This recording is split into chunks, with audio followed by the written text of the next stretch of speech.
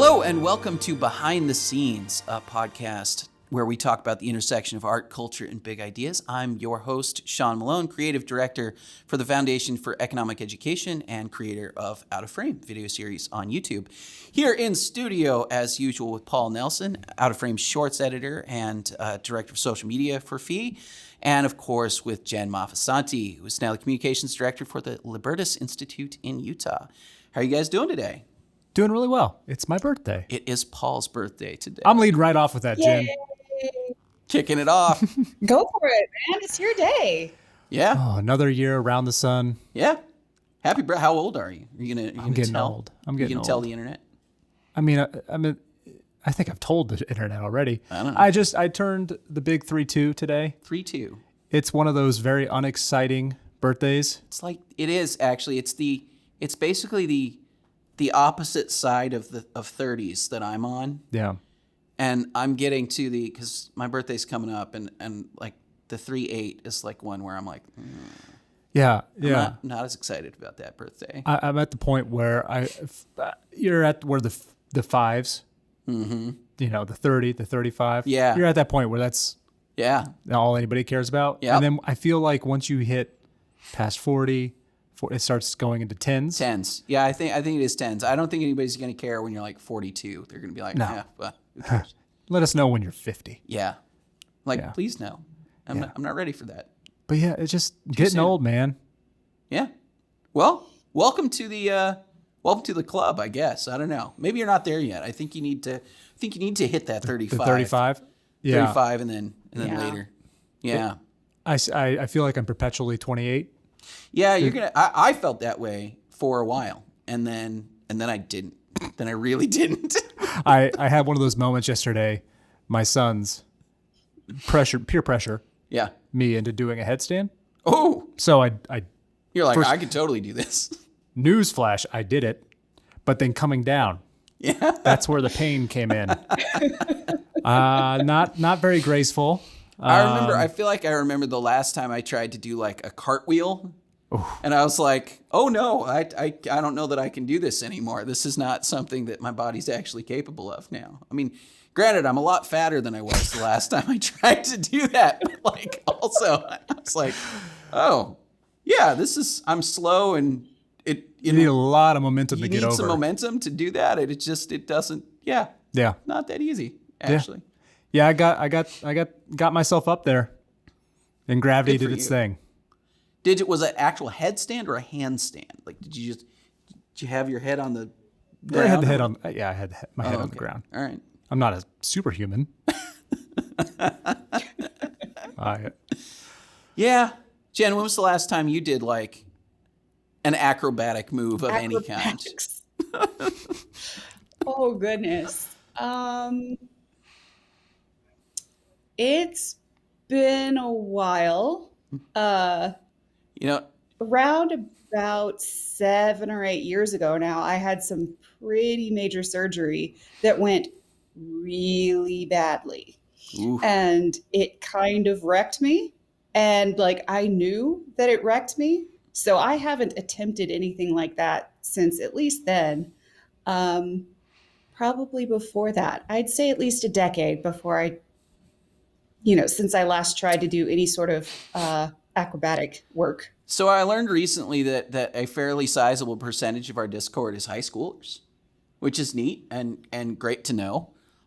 It's certainly exciting to me because I think we would like to be able to like talk to younger audiences in general and like actually have, like just have that kind of connection with people. But so I guess I'll just say, hey, Discord, that's what happens when you get old. Well, Get ready, guys. This is what you have to look forward to, kids. So it's like a blessing and a curse. It is. The blessing is There are many blessings. you don't have to deal with high school stuff. It's true. The curse is your body. Yeah, it's sort of the perpetual joke. It's like you're as you get older, like you have the power to make all these decisions. Like I can stay up till midnight or Yes, I can go get 4 Taco o'clock in the Bell morning, whenever I want. Yeah, I can go to Taco Bell whenever I want, and also I will pay for it. Yeah. Yeah. I mean, I used to, so I've talked to you guys about this, or at least Paul, I've talked to Paul about this before, but when I was in grad school, I would stay up until 4:00 in the morning pretty much every day. Like my schedule was such where I would have to be up by 9 or 10, depending on the day. But like generally I'd have to be at class by 11 or 12 or something like that. Or I would have to be at work at sort of my last semester in grad school. I worked for a music production company, basically full time, like 35, 40 hours a week. At least that was the theory, was I was going to work 30 hours a week. I ended up working a lot more than that, but which is why I ended up having to quit actually before I finished school. But but I would go in and I would be, tutoring people at, 10 or 11 in the morning. Then I'd do class, then I would do some more tutoring. Probably not, I'd probably do a later class, usually like 4 or 5 p.m. And then depending on the day, some kind of ensemble or rehearsals, something like that.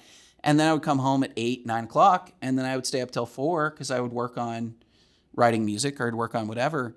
And I just did that for years, for like a long time. I would just be able to do that. And then when I moved to LA, same basic schedule for a long time. I would, get up at 8 or 9 and then I would work till 2 or 3 o'clock in the morning or whatever, hang out. Didn't matter. I could do that all day.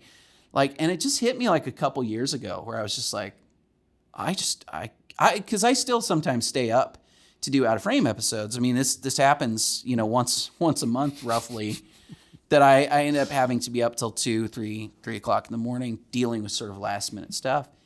It's just, it hurts now. Yeah. So much. It's so different than it was then. Like I really have it in my head that I can still just do that and power through.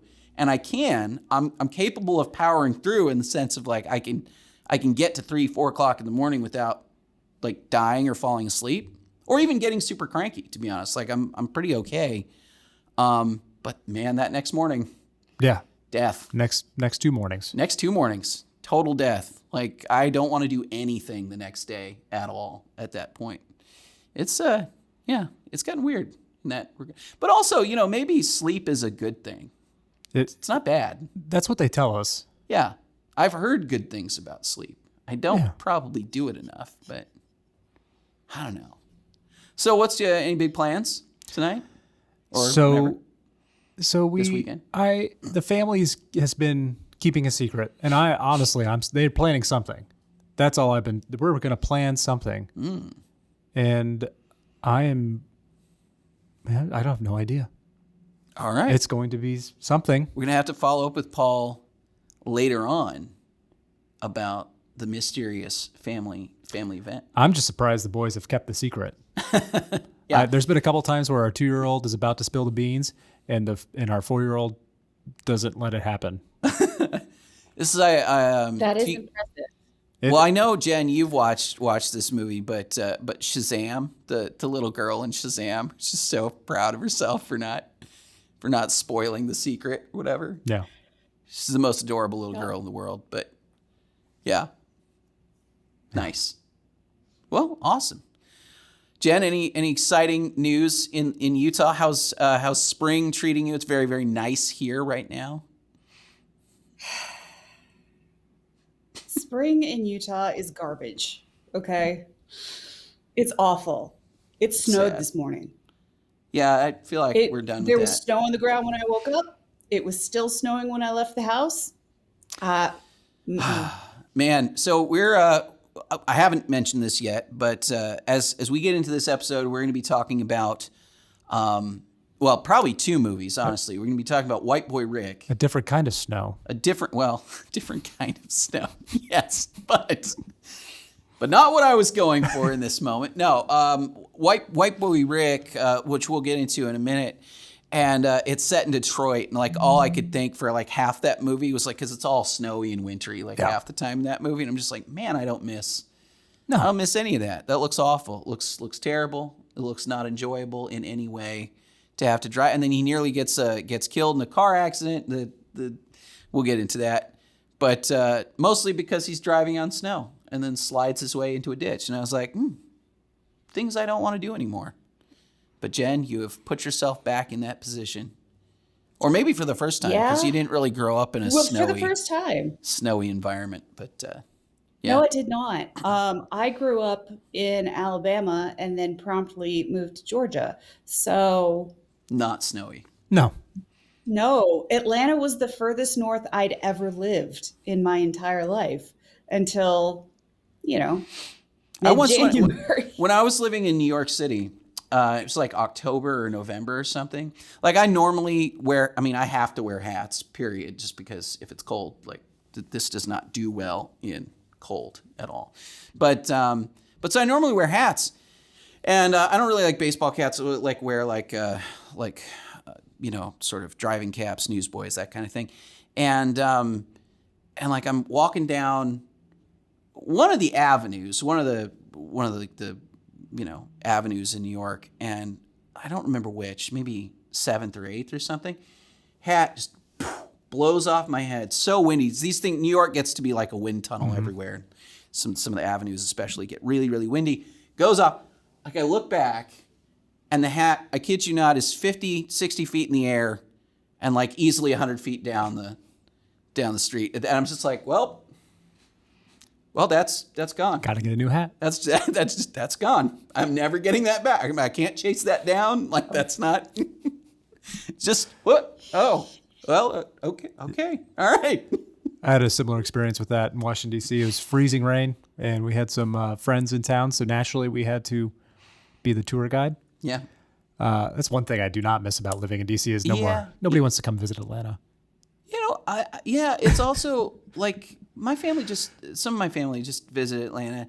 We've already kind of done a lot of the things though. Like 3 things. There's like all the downtown stuff, Coca-Cola Museum, stuff like that. Yeah. That's it. It's pretty easy. The aquarium. But nice. So it's freezing rain. Get out of the car, open up a nice umbrella. I was thinking I was handing it to my wife. She was not looking, so I slightly let go. And at that exact time, big gust of wind takes out of my hand right over the construction fence where they were building the new Smithsonian Museum. So and back to Amazon. It's gone. And stuck in freezing rain. Yep. Oh man. All right. Nope. Well, let's get into White Boy Rick. So this is a movie I don't actually know. Paul suggested that we do this movie. I think partly because he saw this documentary that's out on Amazon Prime. Yeah, I was just scrolling through Netflix. Or Netflix? Yeah. Netflix. I was on it. It might be on Amazon Prime as well, but Yeah. caught my eye. Yeah. So this is the story of Rick Wershe Jr., I guess I should say, because he also his dad, Rick Wershe Senior, not great. Senior, not a great dude either.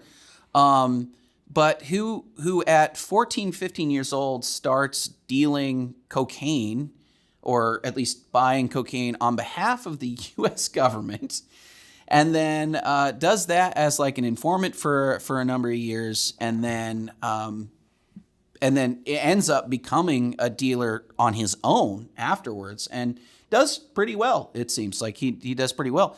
But I think the thing that makes the story like really, crazy. I mean, there's a lot of things that make the story crazy, but is he becomes the longest serving juvenile inmate in Michigan history. Served 30 years in prison for nonviolent drug charges. And he's the longest serving nonviolent offender in Michigan history. Got considerably less time than many of the other much more high profile drug dealers and gang leaders and things like that in Detroit at the time. Considerably less time than several murderers, including one who we'll talk about later. We're going to talk about the documentary a little bit too, because Paul and I both watched the documentary in addition to watching the movie. But mostly we're going to talk about the 2018 movie starring Matthew McConaughey as Rick Wershe Sr. and Richie Merritt, who played White Boy Rick, the young kid. And I'm glad I watched it. It was really, really good movie. Mm-hmm. I guess came out at the Telluride Festival and is distributed by Sony after the fact. And I didn't really hear much about it when it came out. It's a very small movie, I think, but really well done. And it has a few things that I feel like are missing from it, maybe. But yeah, so we're going to talk about that for the main body of the episode. Then for those of you who don't know, we will do that, and then we will continue on and do a bonus section for our supporters on Patreon and Subscribestar. If you like the show, if you like Out of Frame, feel free to check out patreon.com/outofframeshow or subscribestar.com/outofframeshow. Support us there, and you'll get access to bonus content. We're going to do a whole bunch of Q&A later. Actually, the next few episodes, we're going to be doing Q&A. I think we might be shifting to that. Normally, we, in the past, would be doing another movie discussion, but I think our Discord is big enough now, and everything a lot of good else. Questions. And we've got some really good questions, and we want to start answering those. And speaking of Discord, our Discord does have some backstage stuff where you can just talk to us if you're a supporter, but it's also open to the public. So if you're interested in communicating with us and joining our Discord, we'd love to see you there. Yep. So check that, and everything else that we're going to talk about, there's going to be links in the description and everything in the video and in audio versions. So with that said, let's get into this White Boy Rick. Jen, I'm going to start with you because Paul and I have talked about this a little bit already, and I want to know your initial thoughts of White Boy Rick, and then also like help us understand a little bit more of the story. My initial impression of this movie was, gosh, it's rough. And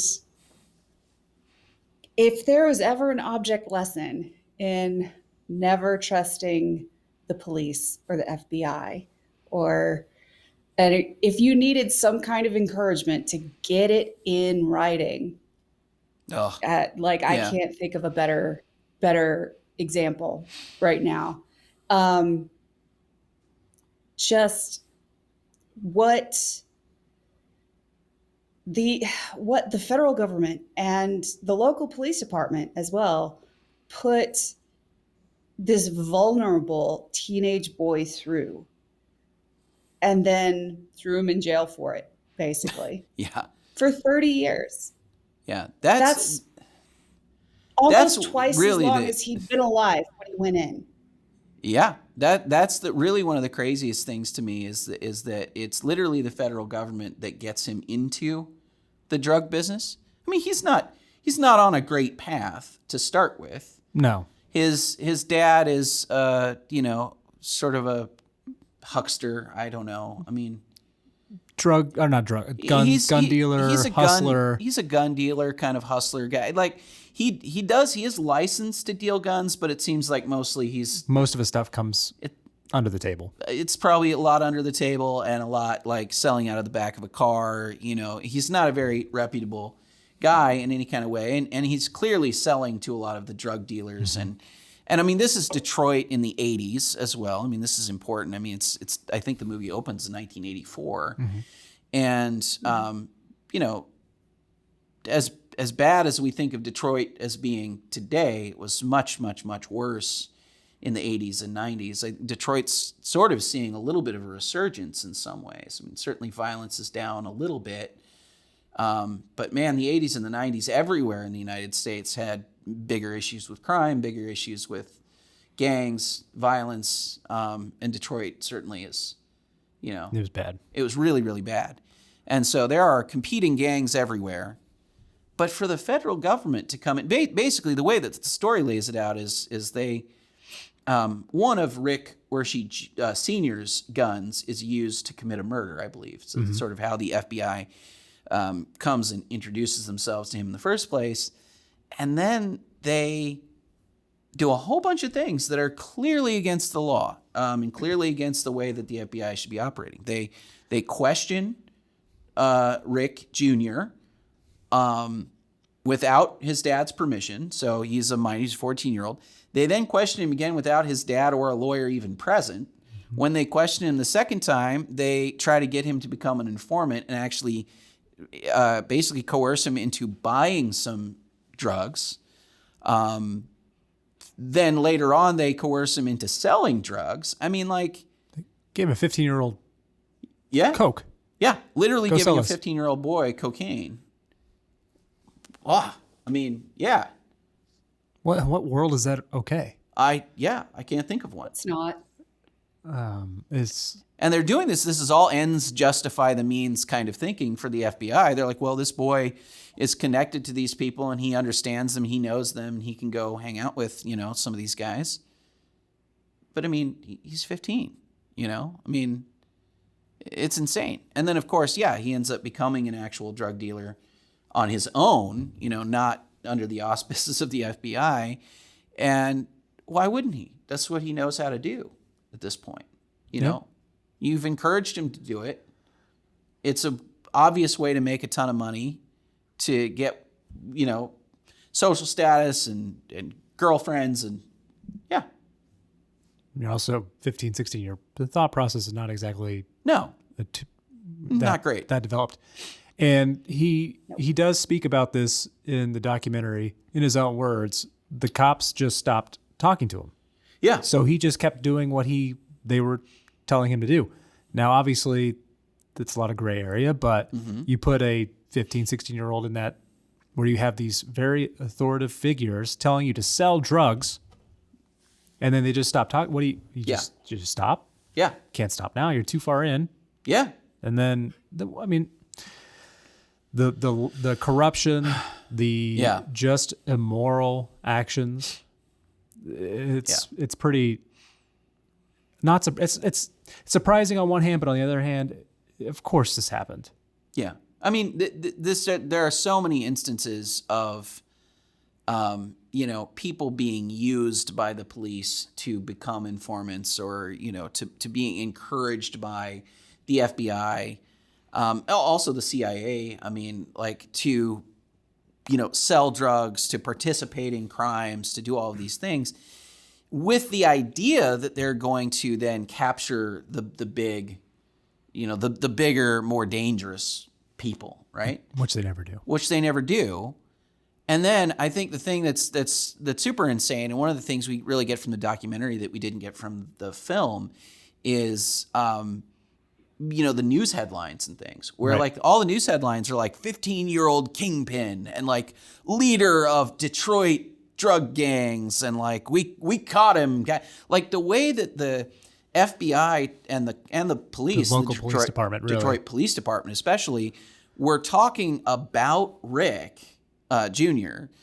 was as if he was running all of the crime in the city of Detroit, whereas the way that like they understood it on the in reality was that he was like a really low level.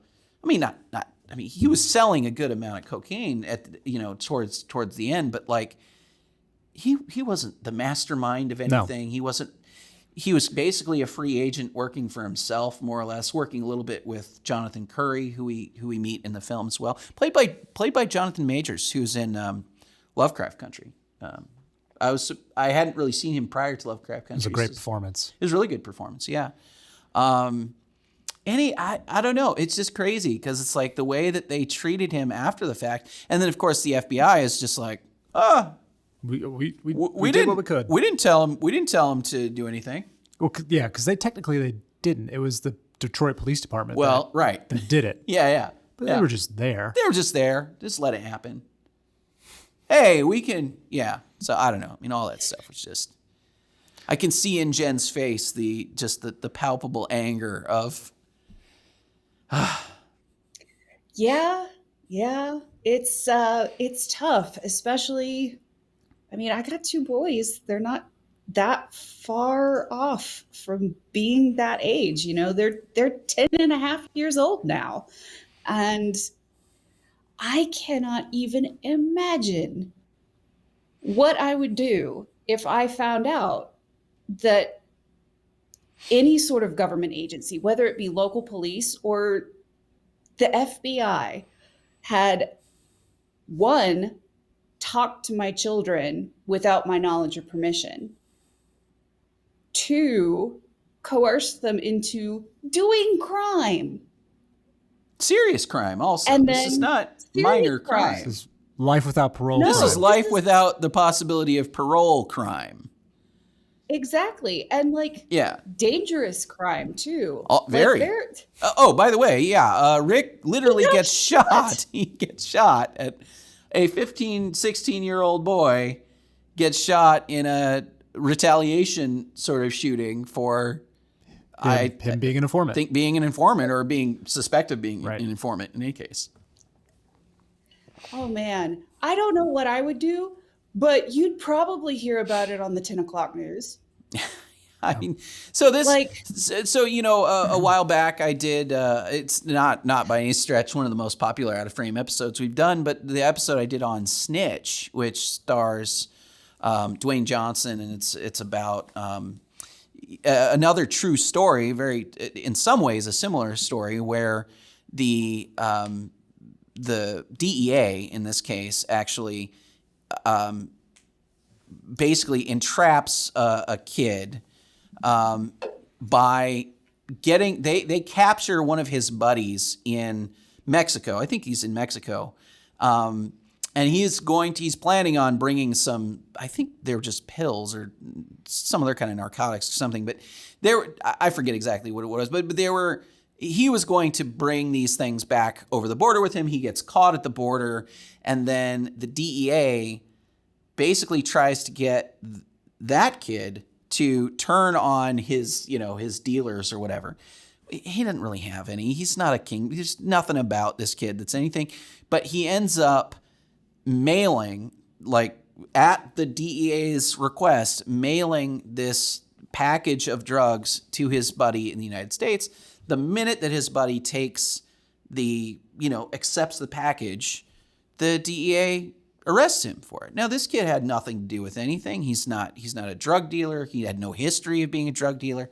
And yet, because of the nature of mandatory minimum sentences, which, play a major role here as well, suddenly he's being sent to prison for 20 years.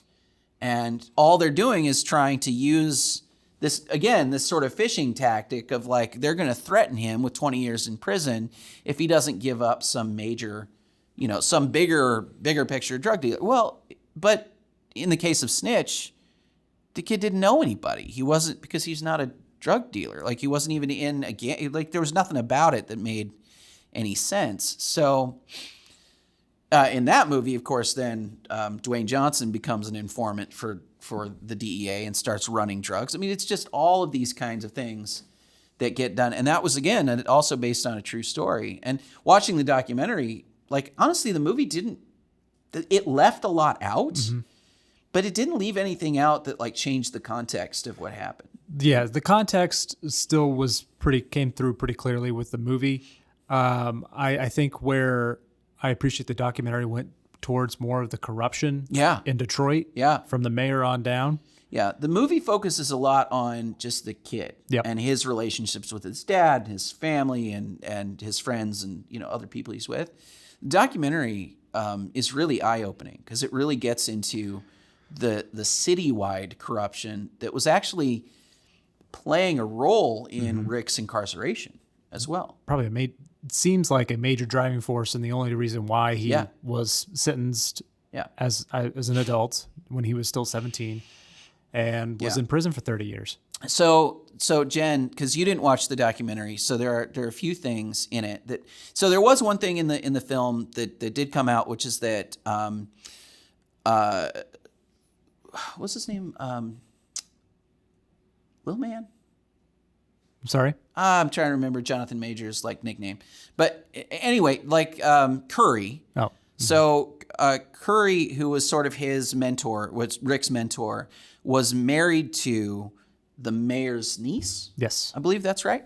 Yes. And so that plays a bigger role a little bit in the documentary, where we start learning that a lot of the behind the scenes stuff that's happening is happening with the lead homicide investigator, Gil Hill, and then with the mayor himself as well. And the police department. And so the entire, and this huge corruption case with the police department, multiple cops get arrested at one point.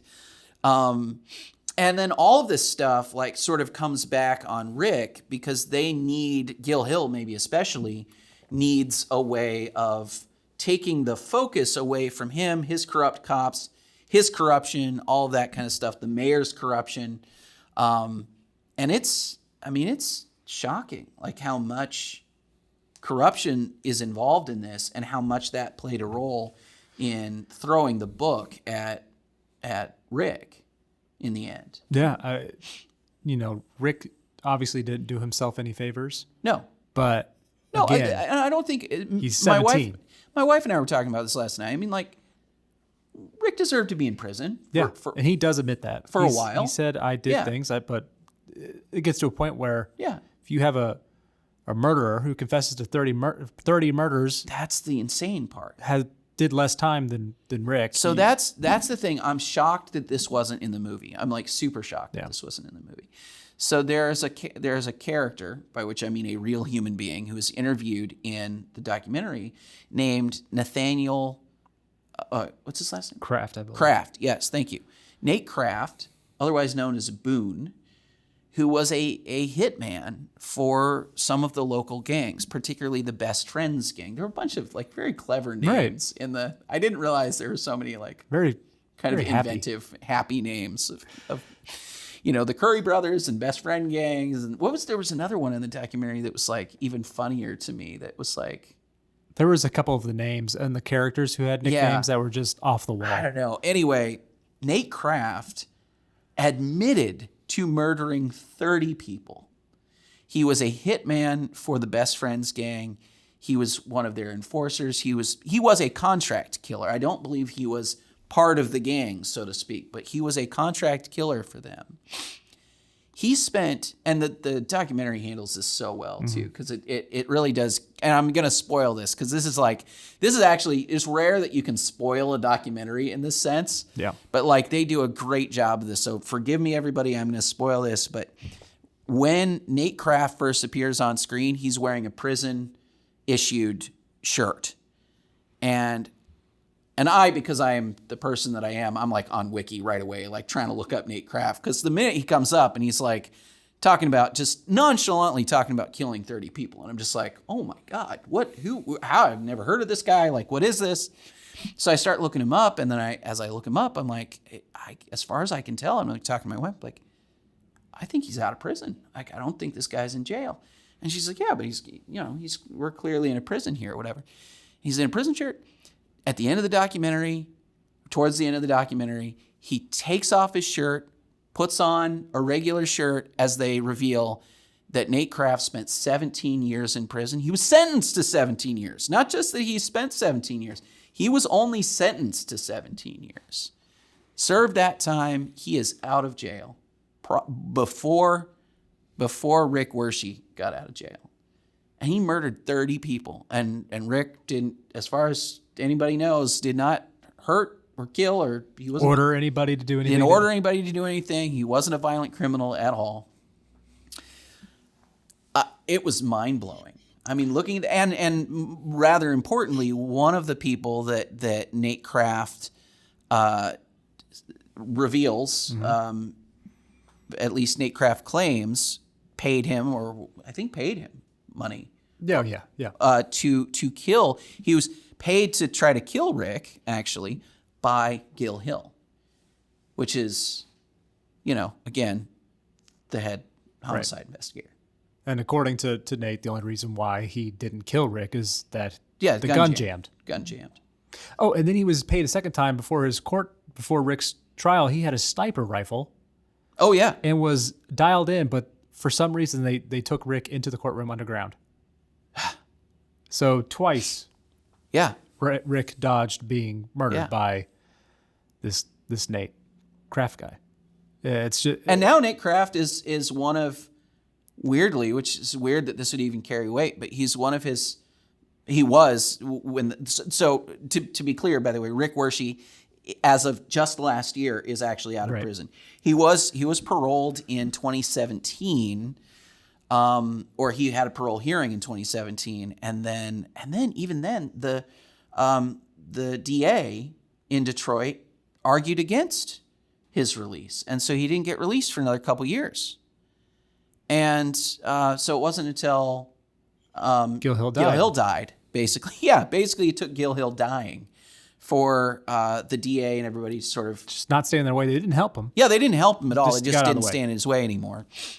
And so it's such an insane story. But it ended up being that Nate Kraft actually also recommended to the parole board that he should be released, which is just crazy because you're taking a guy who is he doesn't seem remorseful in any way. He doesn't seem like he's just like, oh yeah, I planted drugs on people. I planted guns on people. I did it. I killed people. I killed everybody. That I just got paid $50,000 per person. I was just going for whatever would pay me the most money. That's what I did. It's just like, whoa. He did. Whoa. His main motivator for Rick was that he's like, why is he still in prison? Yeah. And that was that's why he started giving names to the FBI. And as soon as that happened, Johnny Curry, same deal, right? Johnny Curry spends, considerably less time. I thought it was 7, but it's Paul between has 7 and 12, somewhere in there. In any case, not that long in prison. And Curry's out going like, yeah, I mean, Rick should have been in prison 6-7 years, whatever, maybe. But like 30? It's crazy. What are we doing? It's nuts. It's crazy.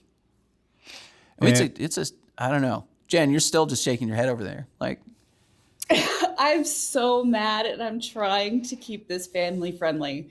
Like, I get really hot under the collar about this kind of stuff just because because that's just who I am. Like, it's even hard for me to have a real conversation with our criminal justice policy analyst here at Libertas. She's amazing. She's a rock star, Molly Davis. Please look her up because she's outstanding. But like, just the injustices. Like, I'm trying so hard. Yeah, you should just go for it, first of all. But secondly, like, for everybody who's just listening to the show and not watching the video of the show, like, Jen's just trying to keep it together over there, and it's hilarious. But I'm sure my face is priceless. Yeah. But it's just so crazy making, because how does anybody get to a place where they think this might be okay? Not is okay, but like even might be okay. I Like, don't know. this is the correct thing to do. This is the moral and just course of action. You know what? Get out. I got no time for that. This really is the sort of, it's so common too, but it is ends justify the means kind of thinking. And you see this in law enforcement a ton. You see it in government all the time. Yep.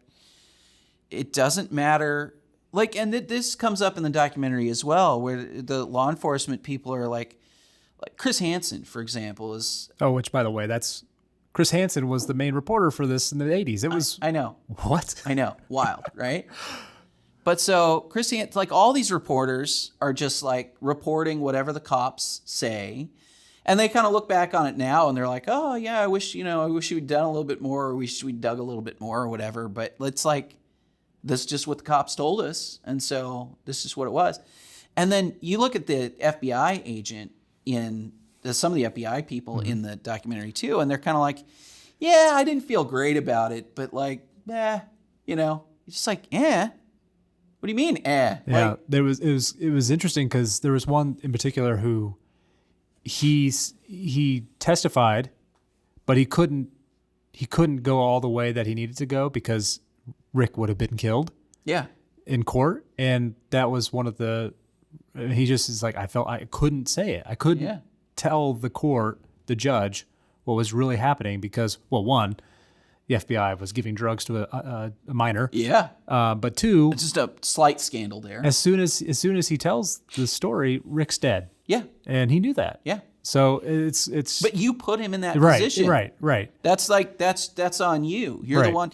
And that's, I think, the craziest thing to me about a lot of this stuff is that, like, and you see this at play all the time where it's, 20 years, 30 years in this case later, and now this stuff comes out, but you go, like, do you imagine the scandal it would have been? Headlines everywhere, FBI forces 15-year-old to deal drugs, right? But the headlines instead were 15-year-old kingpin. White boy Rick, like, runs all the black gangs in Detroit. Like, Those were the headlines. You just Lies. stop for a second. It's like, Pure wait, lies. 15-year-old white kid Yeah, is running the gangs in Detroit. Yeah, Okay. right. It's honestly, Well, I it's think sensational. it's a nickname. It is a nickname. That Sure. nickname is so catchy. Yeah, it's catchy, and the idea of it is so sensational. Yeah. Right. Like, because it just goes against type one, and it's like it's something that's totally unexpected, and it's a thing, and they like you got like Detroit is a very black majority city, and all of the gang crime. I mean, literally in the documentary they say like all of it, like all of the gangs in Detroit are 100% black, right? And so to have one white person in any of them is wild and just completely unheard of. So to have him be there all by itself is a rarity, and it's very, very weird. But like then to make the headlines, like he's running the show, right? 15-year-old mastermind, kingpin, doing this stuff. Yeah. I think one person, we talk about the government doing totally immoral things, but I think the one person that kind of gets off in the movie is his dad. Yeah. His dad's not helping any of this. He knew all about it. Yeah. And as a father of myself, and Jen, you touched on this earlier, I obviously he was doing illegal things. Yeah. And maybe he was in the position to put the FBI on blast, but get your kid out of there. Yeah.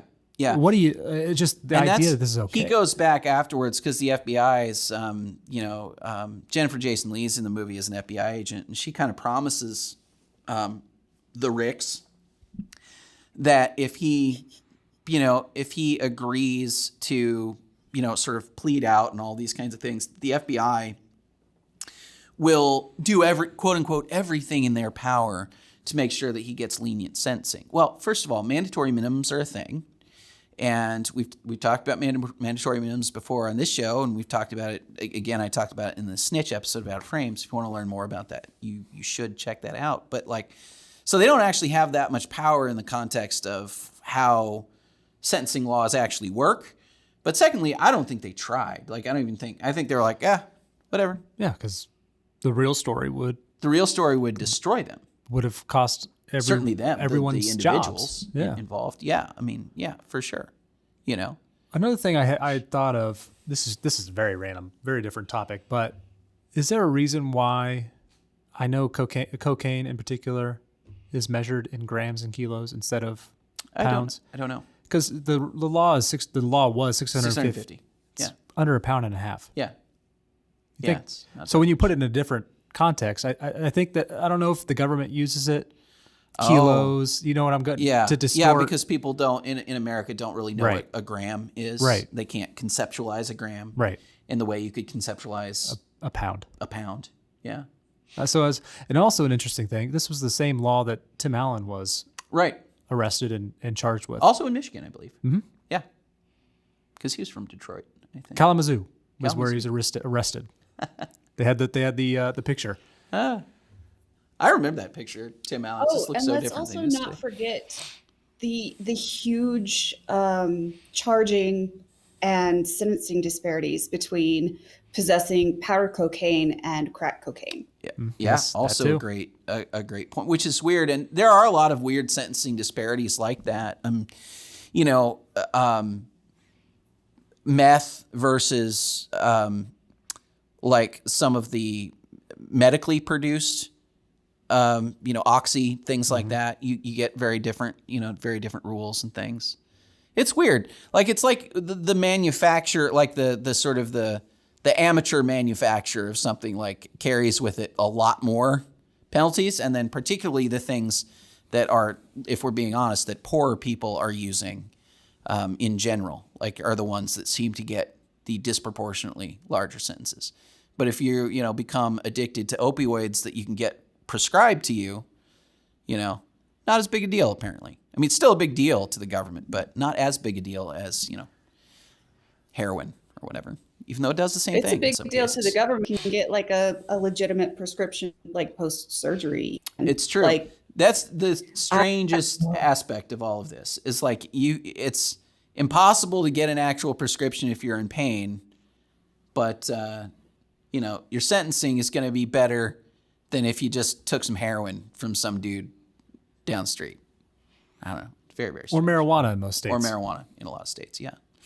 All right, I think we should wrap up our White Boy Rick discussion. I guess like last thoughts. I mean, I would certainly recommend this movie. It's actually, I was going to say it's not even a tough watch. It's an entertaining movie. It's a good. There were some scenes, especially for me as a father, that just wrecked me. Yeah. Particularly the drive-by scene. I get that. But I don't. That But was it's hard. not a That was movie hard. that like I feel like the entire way through the movie I'm like, oh, this is a downer. It's an entertaining movie. Actually, It made me pretty down. It was funny. I was watching this movie, and I like the next day, I'm just like, oh gosh, I just feel. yeah, I felt more that way with the documentary than I did with the. I think it had gotten, and I was talking to my wife, and she's like, that movie you watched. It's like, oh yeah, that's why. Yeah. That's why I'm a little bit depressed, but Watch it. Definitely watch it, and then watch the documentary. Yeah. It really, the documentary sure. kind of drives home all of the themes they were going Yeah. for, but it just gives you the context and Yeah. everything else surrounding the characters. and Yeah, the I would people. totally agree with that. I think you should. This is one of those cases where you should totally also watch the documentary. Like they're not substitutes for each other. No. They're very complementary. You get a whole lot in the documentary that was not in the film, and then you get the like sort of the human parts of things for Rick. I think and what he was experiencing and stuff in the movie. Jen, final thoughts. Yeah, it's if you're a parent, it's going to be a tough watch in certain places for sure. And if you're like me and you get really hot under the collar about this kind of stuff, and I think you should, you're going to be angry about what happened, and you should be angry about what happened, and then use that anger to do something productive. Nice. All right. With that, we're going to end the show. For everybody who supports Out of Frame and Behind the Scenes on Patreon and Subscribestar, stick around. We are going to do some audience Q&A here right after the break. But for everybody else, thank you so much for watching or listening or however you're consuming the show. Thanks for supporting Out of Frame, and we will see you next time.